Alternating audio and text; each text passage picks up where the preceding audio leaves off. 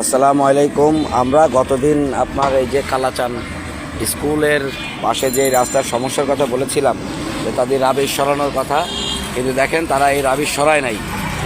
Rubbish না সরানোর পরও যেহেতু পরিচ্ছন্নতা কর্মীরা গতদিন কাজ ধরছিল, তবে আলহামদুলিল্লাহ তারা যথেষ্ট চেষ্টা করে এই লাইনটা সরাইছে। হ্যাঁ, এবং ওই ওই ওই যে মুখটা আসলে বন্ধ।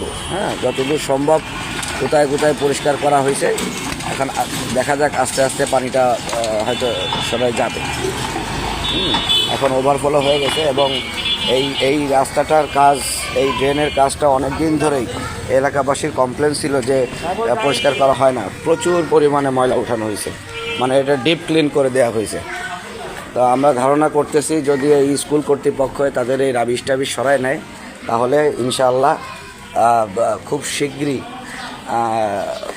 যদি কোনো পানির ফ্লো আসে, এই গলির মানুষ এই লাইনে মুক্ত থাকবে। হ্যাঁ, আচ্ছা, আমাদের সবুর ভাই মুরাদদের বাসা। গতদিনে যাদের কমপ্লেনে আমাদের এখানে আসা, মোটামুটি এই যে ড্রেন ভেতর থেকে ক্লিন করে দিছে।